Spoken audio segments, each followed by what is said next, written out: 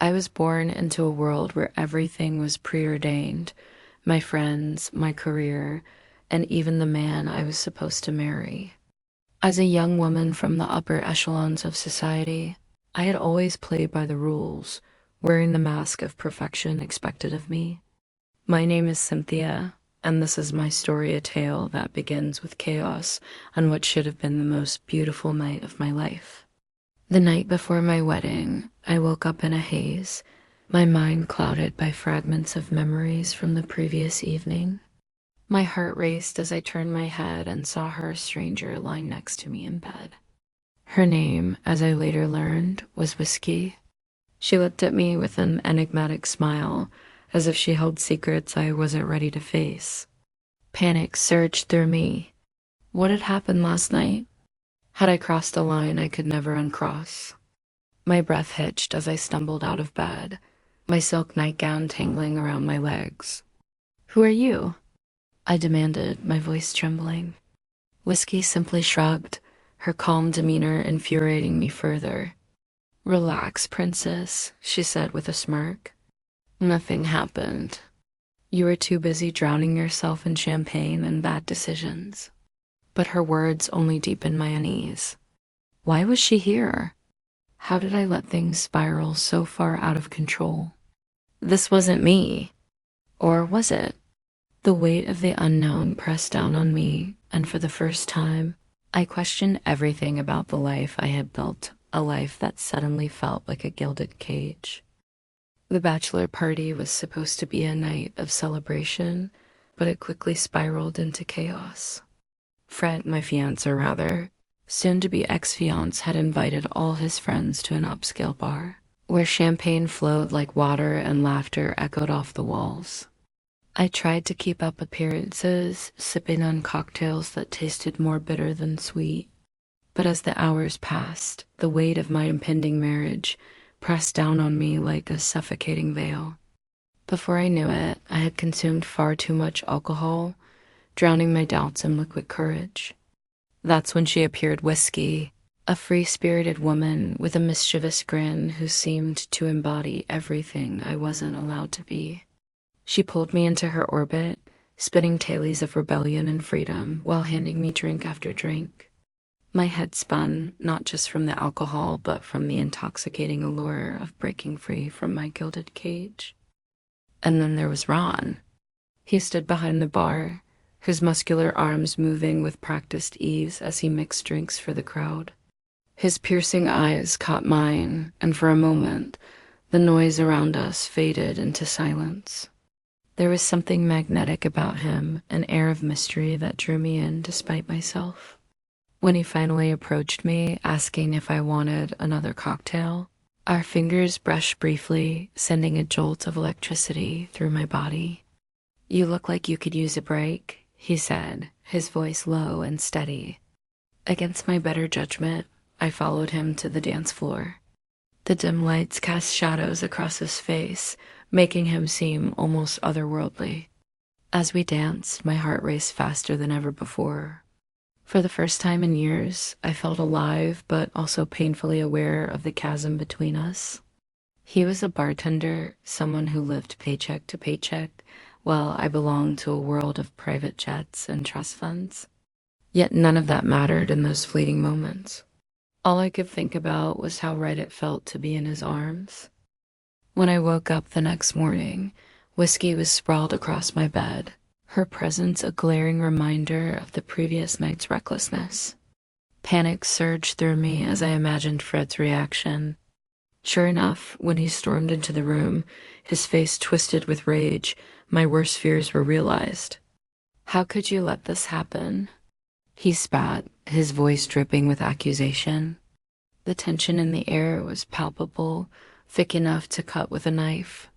Fred didn't care that nothing inappropriate had happened. He only saw betrayal, proof that I wasn't the obedient bride-to-be he expected.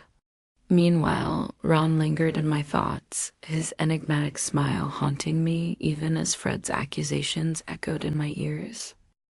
As the days passed, the weight of my so-called perfect life began to crush me. The glittering parties that once seemed enchanting now felt suffocating, their opulence masking a hollow core. Every conversation was rehearsed, every smile calculated, and every interaction laced with ulterior motives. I realized that my world wasn't built on genuine connections, but on superficial facades designed to maintain appearances. Fred epitomized this emptiness. To the outside world, he was flawless, handsome, successful, and polished, but beneath his charming exterior lay a man consumed by selfishness. He didn't love me. He loved the idea of us as a couple, a symbol of status and power. His obsession with image became unbearable. During one particularly icy argument, he told me, "You're not just marrying me, Cynthia. You're marrying our future. Prestige, wealth, respect, it's all planned out." His words sent shivers down my spine. It wasn't about love or happiness. It was about control. He wanted me to conform to his vision of perfection, no matter how much it stifled who I truly was. In contrast, Ron represented everything my world lacked: authenticity, warmth, and freedom. When I was with him, I didn't feel like I had to wear a mask. There were no pretenses, no hidden agendas. Just two people connecting in a way that felt raw and real. One evening, as we sat under the stars at a quiet park, Ron said something that struck a chord deep within me. "Life isn't about what you have, Cynthia. It's about how you feel when you wake up every morning. Are you happy? Are you free?" His question haunted me because I couldn't answer honestly. How could I be happy in a life where I felt like a puppet controlled by invisible strings? But even as I yearned for the simplicity Ron offered, fear gripped my heart. Choosing him meant abandoning everything I'd ever known: the sprawling mansions, the designer dresses, the prestige. My family would disown me, my friends would ridicule me, and society would judge me harshly. Was I strong enough to face such consequences? The tension between these two worlds tore at my soul. On one side stood Fred, representing safety, predictability, and the illusion of success. On the other stood Ron, embodying uncertainty, vulnerability, and the promise of true fulfillment. Each time I saw Fred, I felt trapped, like a bird caged in gold. Yet each time I thought of Ron, doubt crept in. Could I survive without the luxuries I'd grown accustomed to? Would Ron still see me the same way if I traded my privileged life for his humble reality? The internal battle raged on, leaving me exhausted and torn. One night, after another draining confrontation with Fred, I collapsed onto my bed, tears streaming down my face. I stared at the diamond ring on my finger, a symbol of everything I despised, and wondered if I had the courage to break free. That's when I remembered Ron's parting words from earlier that day. "If you choose sincerity over status, you'll never regret it." They echoed in my mind like a lifeline, pulling me toward the truth I desperately needed to embrace. The storm finally broke when Fred discovered the truth, or at least what he believed to be the truth. His private investigator had been discreet but thorough, uncovering details about Ron that painted him in the worst possible light. "He's nothing but a glorified bartender," Fred sneered one evening, slamming a folder onto the dining table. Inside were photographs of Ron working at seedy bars in rundown neighborhoods, along with reports detailing his struggles growing up in poverty. "Do you really think this man can give you the life you deserve?" Fred demanded, his voice rising with every word. My heart sank as I flipped through the documents, each page a reminder of how far apart our worlds truly were. But before I could respond, Fred exploded into a rage. "If you even think about canceling the wedding, I'll make sure your reputation is destroyed," he spat, his face red with fury. "No one will hire you after I'm done. You'll lose everything: your career, your status, and any chance at happiness." His threats sent chills down my spine, but they paled in comparison to the pressure from my family. My mother, always the epitome of grace under normal circumstances, turned into someone unrecognizable. She cornered me in the living room, her eyes blazing with indignation. "How dare you throw away everything we've worked for?" she hissed, her voice trembling with emotion. "You're not just marrying Fred, you're marrying into legacy, into security. If you walk away now, you'll be nothing more than a laughingstock among our peers." Her words cut deeper than any knife, slicing through the fragile resolve I'd begun to build. She reminded me of all the sacrifices she and my father had made to secure our place in high society, painting my potential rebellion as an act of betrayal against generations of hard work. "Do you want to end up like those women who live paycheck to paycheck, clinging to scraps of dignity?" she added cruelly, her tone dripping with disdain. But it was Fred's next move that truly shook me to my core. He hired a team of lawyers not to file for damages, but to dig even deeper into Ron's past. They unearthed old records of minor infractions during his teenage years: a stolen car, a bar fight, unpaid debts. None of it was damning enough to ruin a person outright, but Fred twisted the information into something sinister. "Look at this," he said, shoving another set of papers in front of me. "This man has nothing to offer you. He's reckless, irresponsible, and unworthy of someone like you." His words stung because, deep down, I feared they might hold some truth. Could I really leave behind everything I knew for a man whose past was so riddled with hardship? What if Fred was right? What if Ron couldn't provide the stability I needed? Despite the mounting pressure, something within me refused to yield. I thought back to the moments I shared with Ron, the laughter, the honesty, the way he looked at me as though I was the only woman in the world. Those memories stood in stark contrast to Fred's cold manipulation and my mother's cutting remarks. Yet doubt lingered, gnawing at my confidence. Was I brave enough to defy them all? To risk losing everything for love? The weight of their expectations pressed down on me like a suffocating blanket, making it hard to breathe. As I stared out the window at the sprawling estate my parents had built, a symbol of their relentless pursuit of perfection, I realized the choice ahead wasn't just about Ron or Fred. It was about whether I could break free from the gilded cage I'd called home my entire life.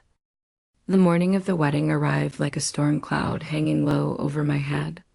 I stood in front of the ornate mirror, staring at the reflection of myself in the extravagant white gown.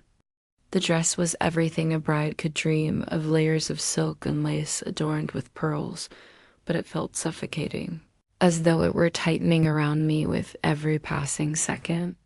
My heart pounded against my chest, each beat echoing the truth I had been running from. This wasn't love.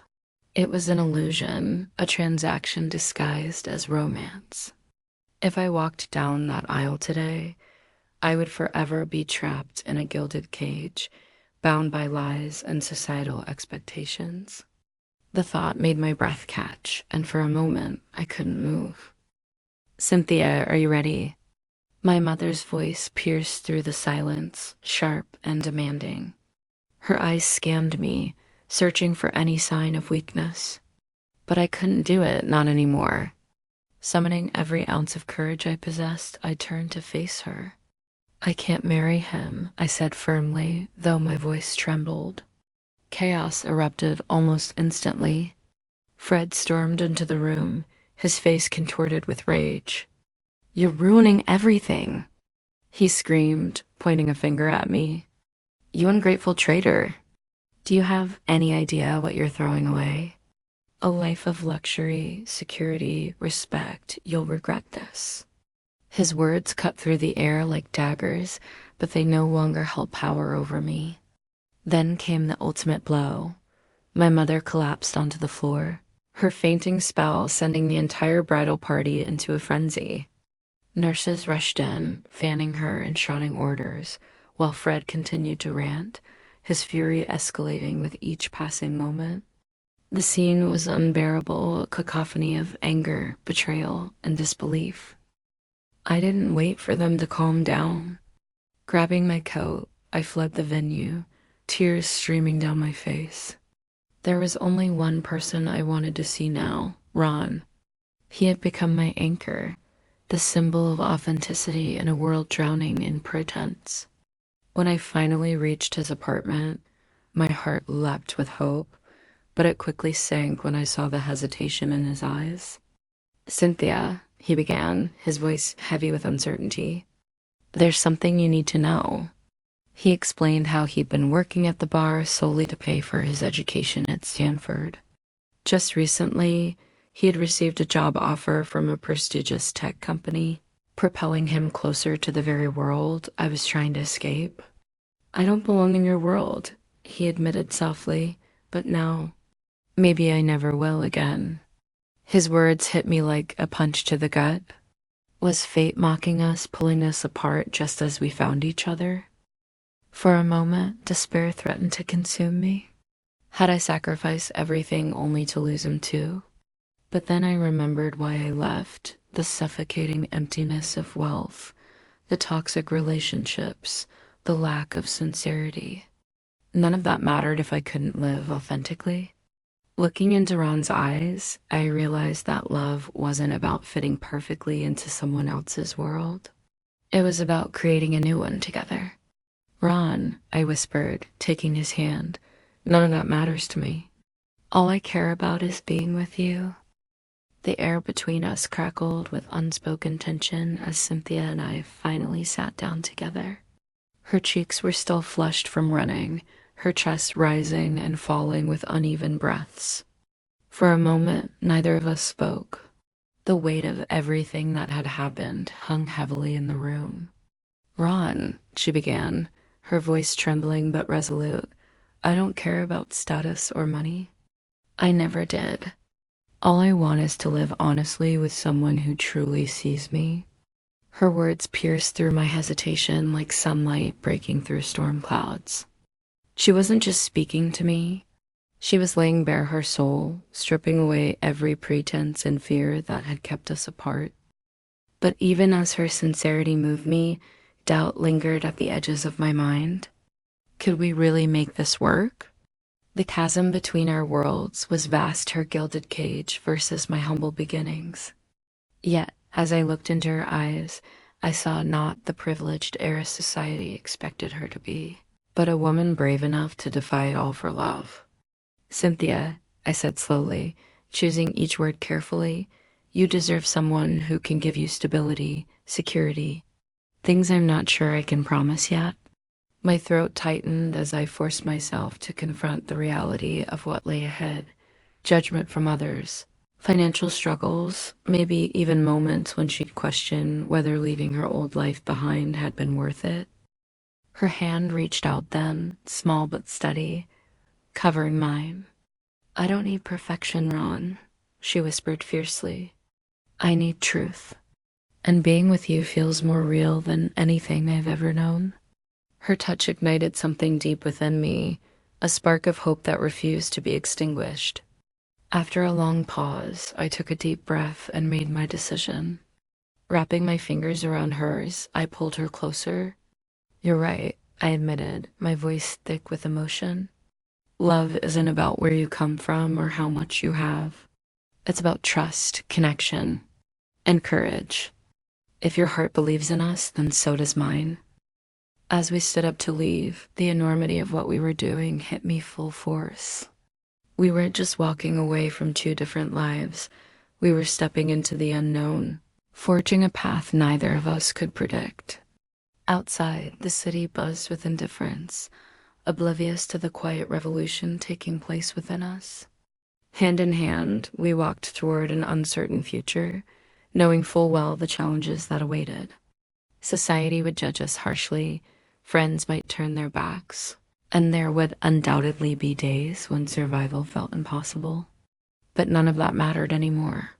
What mattered was the warmth of her hand in mine, the fire in her eyes, and the unwavering belief that love could conquer anything. "We'll figure it out," I murmured, squeezing her hand reassuringly. "Together." Cynthia nodded, her smile radiant despite the tears shimmering in her eyes. In that moment, I realized that while the road ahead would be fraught with obstacles, It would also be filled with moments like this, moments of pure authenticity, of shared dreams and unyielding determination. For the first time in my life, I felt truly alive, ready to embrace whatever came next because I wasn't facing it alone. True love, I've come to realize, is a force that defies even the tallest walls built by society, wealth, and familial expectations. Cynthia and I stood at opposite ends of those walls, separated by privilege and circumstance. Yet, in the moments we shared, the stolen glances, the quiet conversations, the way her laughter seemed to light up my darkest days, I understood that love isn't bound by such superficial barriers. It's raw, unyielding, and courageous. But breaking free wasn't easy. It required sacrifices neither of us could have anticipated. For Cynthia, leaving behind her gilded world meant facing ridicule, isolation, and uncertainty. For me, stepping into a life so foreign felt like walking on shifting sands. Still, we chose each other not because it was safe, but because it was real. The illusion of wealth had blinded Cynthia for years. Her opulent parties and designer dresses masked a life devoid of authenticity. Money can buy comfort, she once told me, but not happiness. Those words stayed with me as I watched her trade her old life for something far less. Predictable, but infinitely more meaningful. Love, we discovered, thrives in sincerity, not excess. And sometimes letting go of what seems most valuable unlocks the door to self-discovery. By canceling her arranged marriage, Cynthia didn't just save herself from a loveless union, she reclaimed her voice, her freedom, and her truth. In doing so, she taught me that bravery isn't about grand gestures. It's about staying true to who you are, no matter the cost. Together, we vowed to face whatever storms lay ahead. Because when two hearts beat as one, no obstacle feels insurmountable.